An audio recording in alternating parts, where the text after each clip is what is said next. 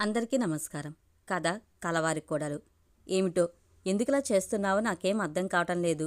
చెప్పానుగా, డైరెక్షన్ అంతా శ్రీలక్ష్మిది, యాక్షన్ మాత్రమే నాదని. అబ్బా, మళ్ళీ అదే పాట. తల పట్టుకున్నారు. నాకు నవ్వొచ్చింది. అది మహారాణి కిరీటం కాదు, ముళ్ళ కిరీటం అని అప్పుడెప్పుడో ఒకసారి మీరు ఎవరితో అన్నారు గుర్తు తెచ్చుకోండి. ఉలిక్కిపడిన విష్ణు నా వైపు ఆశ్చర్యంగా చూసి నా 2 భుజాలు పట్టుకుని ఊపేస్తూ, నేను అప్పుడెప్పుడో శ్రీలక్ష్మితో అన్నాను.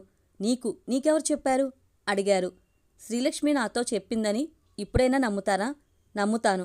అసలు సంగతేమిటో నువ్వు చెప్పడం లేదని నిట్టూరుస్తూ అన్నారు. అసలు సంగతేం లేదని నేనంటుంటే మీరు ఉందంటున్నారు.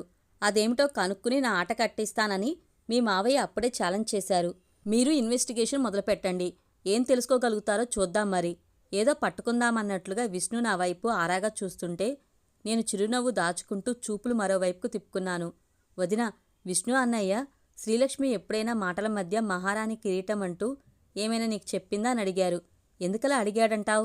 నీరజ నన్ను అడిగింది. అయితే విష్ణు నిజంగానే పరిశోధన మొదలుపెట్టారు కాబోలు. మనసులోనే నవ్వుకున్నాను. మొన్నటి వరకు అత్తయ్య నన్ను పలకరించనే లేదు. చిన్నత్తయ్య ఎప్పుడైనా అవసరానికి పలకరించడం తప్ప నాతో కూర్చుని కబులు చెప్పడం ఉండదు. నీరజే నాతో కబులు చెప్తుంటుంది. అందుకే శ్రీలక్ష్మి విష్ణు అన్న మాటల్ని నీరజతో చెప్పి ఉంటే మాటల మధ్య నీరజ నాతో అందేమోనని విష్ణు ఆరా తీశారన్నమాట. మీరంత తేలిగ్గా తెలుసుకోలేరులే. విష్ణునుద్దేశించి మనసులోనే అనుకున్నాను. ఏం చెప్పావు అని నీరజను అడిగాను.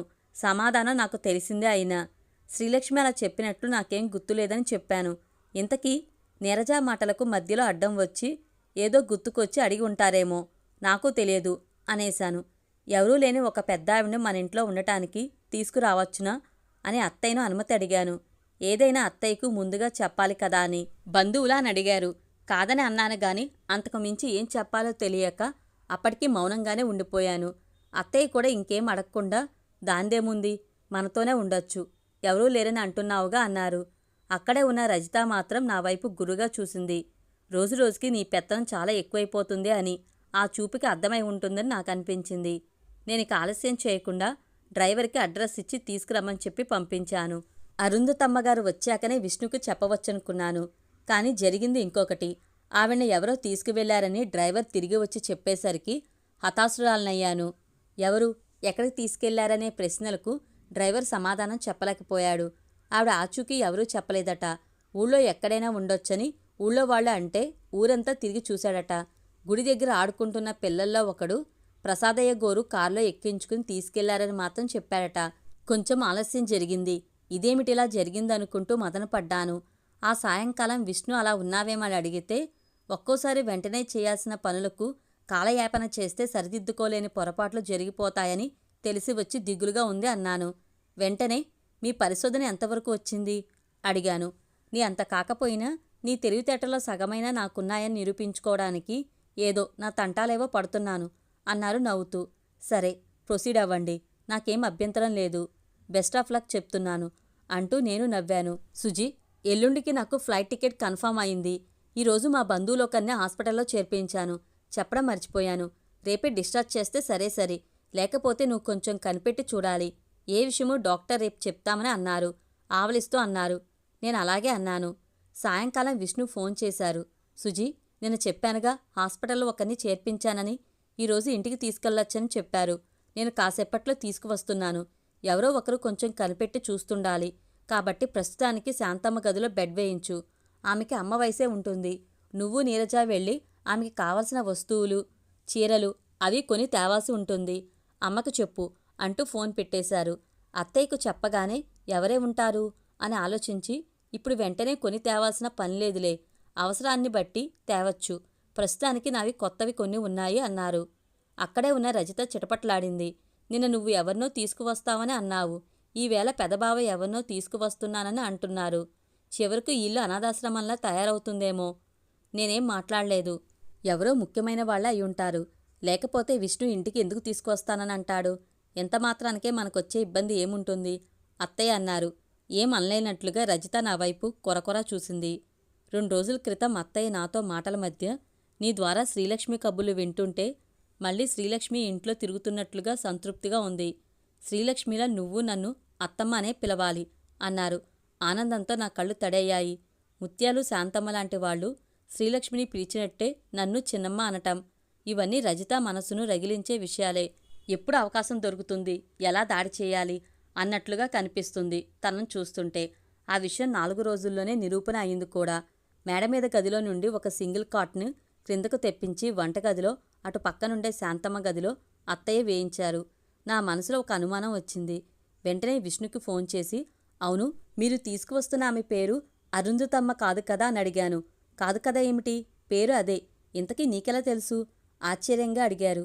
నేను చాలా ఉద్వేగంతో, అయితే ఆమెను చెన్నూరు నుండి తీసుకువచ్చింది మీరేనా అని అడిగాను. అవును అనగానే చాలా రిలీఫ్గా అనిపించింది. ప్రసాదయ్య అంటే విష్ణుప్రసాద్ అన్నమాట. నేను అరుంధతమ్మ గారిని తీసుకురమ్మని డ్రైవర్ని చెన్నూరు పంపించాను. వాడేమో ఎవరో ప్రసాదయ్య గోరు తీసుకెళ్లారంట అని కబురు తీసుకొచ్చారు. ప్రసాదయ్య అంటే ఎవరో పెద్దాయన అనుకున్నాను. మీరే అయి ఉండొచ్చన్న ఆలోచన రాలేదు. పెద్దగా నవ్వాను. మీరు మొన్న ఎవరినో హాస్పిటల్లో చేర్పించానంటే ఎవరో అనుకున్నాను. ఆ రోజే తెలిసి ఉంటే నేను ఈ 2 రోజులు ఇంత బాధపడేదాన్ని కాదుగా. మేం చిన్నప్పుడు అరుంధతి అత్తయ్య వాళ్ళింటి దగ్గర ఆడుకునేవాళ్లం. నేను అటువైపు పని మీద వెళ్లి చెన్నూరు మీదుగా వచ్చాను. మావయ్య వాళ్ళింట్లో కూర్చుని తిరిగి వస్తుంటే గుడి దగ్గర అత్తయ్య కనిపించింది. చాలా దయనీయమైన స్థితిలో ఉంది. అందుకే తీసుకొచ్చేశాను. అత్తయ్య ఆరోగ్యం క్రమేపీ మెరుగుపడాల్సిందే తప్ప వెంటనే చేసేదేం లేదని మందులు రాసిచ్చి ఇంటికి తీసుకువెళ్ళొచ్చు అని డాక్టర్ అనడంతో ఇంటికి తీసుకువస్తున్నాను. ఇంతకీ అత్తయ్యనెందుకు ఇంటికి తీసుకురావాలని అనుకున్నావు? అసలు నీకెలా తెలుసు? మళ్ళీ వెంటనే అడిగారు. శ్రీలక్ష్మి చెప్పింది మన ఇంటికి తీసుకురమ్మని. లేకపోతే ఆవిడ నాకెలా తెలుసు? నేనెప్పుడు చూడలేదు కూడా. నా మాటలకు విష్ణు, అబ్బా మళ్ళీ అదే పాట అన్నారు. తల కూడా పట్టుకున్నారేమో అని ఊహించి నవ్వుకున్నాను. కారులో నుండే మాట్లాడుతున్నారు కదా, 2 నిమిషాల్లోనే ఇంటికి వచ్చేశారు. అత్తయ్య చిన్నత్తయ్య 2 నిమిషాలు పరీక్షగా చూసి, ఇద్దరూ ఒక్కసారే అరుంధతమ్మ కదూ అన్నారు. ఇద్దరు చెరో పక్కన కూర్చుని కుశల ప్రశ్నలు వేశారు. మీ అబ్బాయి ఇప్పుడేం చేస్తున్నాడు అని అత్తయ్య అడగగానే అప్పటి వరకు పరధ్యానంగా కూర్చున్న ఆమె ముఖంలోకి వెలుగొచ్చింది. వాడికెన్ని పనులో, 1 2 ఇప్పటికింకా ఇంటికి రాలేదు చూడండి. పొలం పనులే కాదు, మా అబ్బాయి నాటకాలేస్తాడు, పాటలు పాడతాడు, బొమ్మలేస్తాడు. ఈవేళ వాడికిష్టమని ఉలవచారు చేశాను. ఆ మాటల ధోరణికి ఆమెకి మతిస్థిమితం లేదనే విషయం అందరికీ తెలిసింది. ఆమెకి రెగ్యులర్గా ఏ మందులు వాడాలో, ఏ జాగ్రత్తలు తీసుకోవాలో విష్ణు నాకు శాంతమ్మకి వివరంగా చెప్పారు. ఆ తర్వాత విష్ణు శ్రీలక్ష్మి గురించి ఏమైనా తెలుసుకోవడానికి వెళ్లారా అని నాకు అనుమానం వచ్చింది. చెన్నూరు వెళ్లారు. ఇన్వెస్టిగేషన్ ఎంతవరకు వచ్చింది సరదాగా అడిగాను.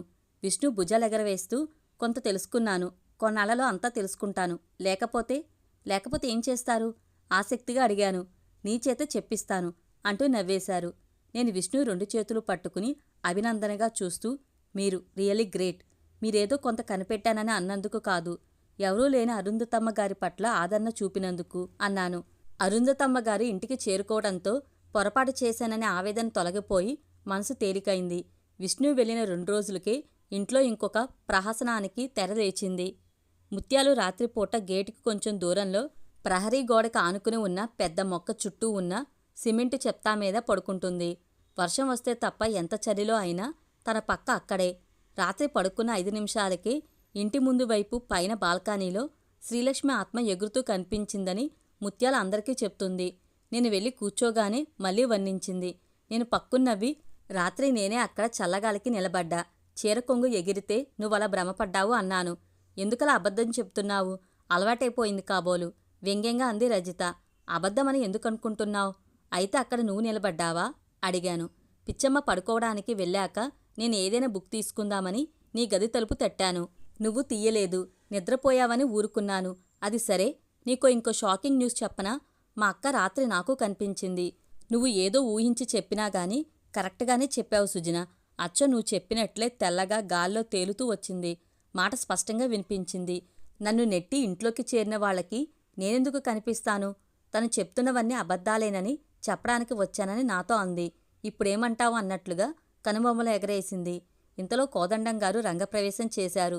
ఊరి నుంచి ఉదయమే వచ్చారు కాబోలు. లోపల నుండి వచ్చిన ఆయన సోఫాలో కూర్చుంటూ నా వైపు ఓరగా చూశారు. అమ్మాయి, నువ్వేదో కట్టుకథలు చెప్పి ఇంట్లో వాళ్ళందర్నీ నమ్మించావు గాని ఈసారి శ్రీలక్ష్మిని నేను అడిగిన మాట అడిగి తెలుసుకుని జవాబు చెప్తే అప్పుడు శ్రీలక్ష్మి ఆత్మ నీకు కనిపిస్తుందని నేను నమ్ముతాను. శ్రీలక్ష్మి ఆఖరిసారి మా ఇంటికి వచ్చినప్పుడు ఇనప్పెట్టి తీసి మళ్లీ వేశాక తాళం చెవులు ఎక్కడ పెట్టిందో మేమెంత వెతికినా ఇప్పటివరకు కనిపించలేదు. తెలిసినవేవో చెప్పడం కాదు, ఇది కనుక్కుని చెప్పమ్మా. నువ్వే ఆప్తురాలవైనట్లు మళ్ళీ మళ్ళీ కనిపించిందని చెప్తున్నావుగా. అత్తయ్య, చిన్నత్తయ్య, నీరజ అందరూ అయోమయంగా తెల్లమొహాలేసి చూస్తున్నారు. రజిత, కోదండంగారి చూపుల్లో నేనెలా పట్టుకున్నామో చూశావా అన్న విజయ గర్వం, పెదవులపై వ్యంగ్యంగా చిరునవ్వులు. నేను 2 నిమిషాలు మౌనంగా ఉండిపోయాను. అప్పుడు స్వామీజీ రావటం, ఇప్పుడు ఈ రకమైన దాడి. విష్ణు, కృష్ణప్రసాద్ ఇంట్లో లేని ముహూర్తాన్ని ఎంచుకుంటారు కాబోలు. ఒక రకంగా నాకు ఇది మంచిదే. మీ మాటలు వినిపించి పిలిచినట్లే సమాధానం చెప్పడానికే కాబోలు. శ్రీలక్ష్మి ఆ మూల కనిపిస్తుంది అంటూ నా కుడిచేయిని చాపి అటువైపుకి చూపుడు వేలును చూపించాను. ఇటే వస్తుంది. అందరూ అదిరిపడ్డారు. భయభ్రాంతులై ఒక్కసారిగా అరిచినట్లుగా అన్నారు. ఎక్కడా? కళ్ళు విప్పాచి చూస్తూ నా పక్కకు వచ్చిన నీరజతో తలుపులు వేయమని చెప్పాను. శ్రీలక్ష్మి ఆత్మ అక్కడ్నుండి కదిలి నా దగ్గరకు వచ్చి, ఇదిగో ఇక్కడే నిలబడింది. మీకు కనిపిస్తుందా? మెల్లగా అడిగాను. ఎక్కడా? మాకేం కనిపించడం లేదే అంది నీరజ. లేదా? అందుకే మీ ఎవరికీ కనిపించే అవకాశం లేదని చెప్పింది. నిట్టూర్చాను. నా కంఠస్వరం గంభీరంగా మారిపోయింది. రజిత, మీ అక్క ఏం చెప్తుందో విను. అభిమానించే ఆత్మీయులు కావాలి గాని ఇంద్రభవనం లాంటి ఇల్లు ముఖ్యం కాదు అని మన ఊళ్ళో నీకోసారి చెప్పాను, గుర్తుందా? ఇప్పుడు అదే చెప్తున్నాను. ఆలోచించు, నీకే అర్థమవుతుంది. రజిత, ఇవి నా మాటలు కాదు, మీ అక్క చెప్తున్నవి. యథాతథంగా నీకు చెప్పాను. రజిత మొహం నిండా చిరుచెమటలు, నిలువెల్లా కంపించిపోతున్నట్లుగా ఉంది. ఒక ఉదుటిన కోదండంగారి పక్కన చేరి ఆయన చేయి పట్టుకుని, నాన్నా, నాకు భయంగా ఉంది. నిజంగా అక్క చెప్తుందా? అక్క నాతో అన్న మాటలు నేనెవరికీ చెప్పలేదు. సుజనకి ఎలా తెలుసు? భయంతో బిగుసుకుపోయి మాట తడబడిపోతుంది. కోదండంగారిలో కొంచెంగా బెదురు కనిపించింది గాని నా వైపు నిశ్చలంగా చూస్తూ, ఏమిటమ్మా ఇదంతా? దేనికోసం నీ నాటకం? కరుకుగా అన్నారు. బాబాయ్ గారు, నాదేం లేదు. అంతా శ్రీలక్ష్మిదే. తను చెప్పమన్నదే చెప్తున్నాను. మీరు రుజువుగా అడిగిన తాళాల సంగతి చెప్తానంటుంది. ముందుగా మిమ్మల్ని 2 తెల్ల కాగితాల మీద సంతకం చేసి ఇమ్మంటుంది. నా మాటలు పూర్తవక ముందే ఆయన కస్సుమంటూ లేచారు. ఏమనుకుంటున్నా నువ్వు? నేను అంత తెలివి తక్కువ వాళ్ళ కనిపిస్తున్నానా? తెల్ల కాగితాల మీద సంతకం చేసేంత పిచ్చాడినా? అయినా తాళాలకి దీనికి ఏమిటి సంబంధం? కళ్ళు చింతనిప్పులా ఎర్రబడ్డాయి. చీల్చి చెండాడేంత ఆగ్రహంతో చూశారు. నేనేం భయపడలేదు. చెక్కు చెదర్నట్లుగా అలాగే చూస్తూ నిలబడ్డాను. శ్రీలక్ష్మి చెప్పమన్నదే చెప్తున్నాను గాని నా సొంతం ఏమీ లేదు మరి. బాబాయ్ గారు, శ్రీలక్ష్మి చెప్పమన్నదే నేను చెప్తున్నాను అని నీరజతో కాగితాలు, పెన్ను తీసుకురమ్మని చెప్పాను. నాన్నా, అక్క చెప్పడం నిజమే అనిపిస్తుంది. సుజన చెప్పినట్లు చేసేయి. నాకు భయంగా ఉంది. రజిత బెదురు చూపులతో కోదండంగారితో అంది.